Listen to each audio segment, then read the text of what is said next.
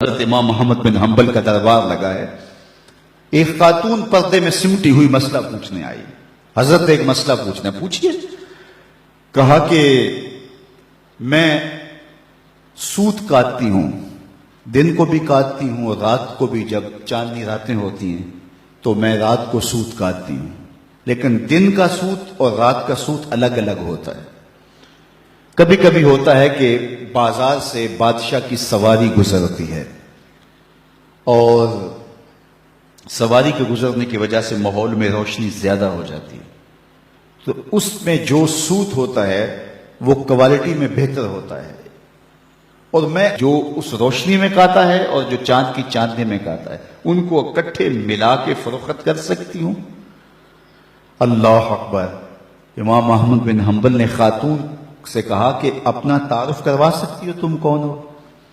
اس خاتون نے کہا سائل کی ذات نہیں پوچھی جاتی، آپ مفتی ہیں، فتویٰ دیجئے. فرمایا نہیں، بعض مسائل ایسے ہوتے ہیں کہ سائل کی حیثیت سے مسئلے کی نوعیت بدلتی ہے، آپ کو بتانا پڑے گا کہ آپ کون ہیں. اس نے کہا میں بشر حافی کی ہمشیرہ ہوں. کہا خاتون تمہارے لیے جائز نہیں ہے. امام شاہ احمد رضا خان فاضل بریلوی علیہ رحمہ ایک دعوت پہ تشریف لے گئے، تو اس نے انواع و اقسام کی چیزیں رکھی.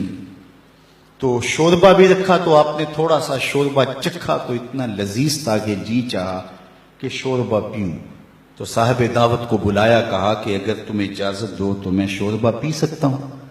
اس نے کہا حضرت یہ سب کچھ رکھا ہی آپ کے لیے. کہا نہیں، شوربے کا عرف معقول ہے، مشروب نہیں. شوربہ کھایا جاتا ہے، پیا نہیں جاتا، اس کا عرف معقول ہے، مشروب نہیں. تم نے شوربہ تیار کیا ہے کھانے کے لیے، سالن کے طور پہ، اور اگر میں پی لوں اور میرے دیکھا دیکھی باقی بھی پینے لگے تو شوربہ تو ایک جھٹکا بھی نہیں لے گا اور تمہیں شرمندگی ہوگی. اس لیے میں اگر پینا چاہتا ہوں تو میں آپ سے اجازت لینے کا پابند ہوں، اس لیے کہ میں عرف سے ہٹنے لگا ہوں.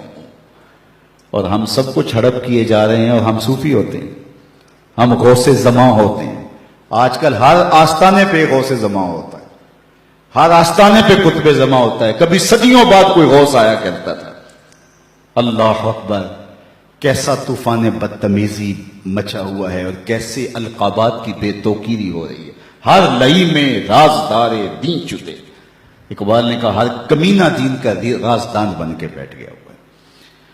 تو یہ ہے ہمارے بزرگوں کی احتیاطیں، یہ طریقت کا مزاج ہے.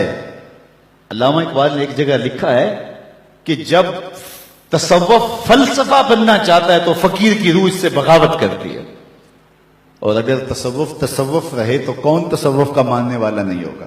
آج گلی گلی جو صوفیاء اور اولیاء اور تصوف کے خلاف لوگ بولتے ہیں، انہوں نے جو تصوف دیکھا ہے انہیں بولنا چاہیے. اگر حاتم السم کا تصور پیش کیا جائے، اگر احمد بن حنبل کا تصوف پیش کیا جائے، اگر اعلی حضرت کا تصوف پیش کیا جائے تو وہ کہیں گے اس تصوف پہ تو ہماری جان بھی قربان. تو یہ تصوف کی حقیقی روح ہے، یہ تصوف کا حقیقی رنگ ہے. لوگوں کو اذیت میں مبتلا نہ کیا جائے، لوگوں کو تکلیف میں مبتلا نہ کیا جائے، لوگوں کو راحت پہنچائی جائے.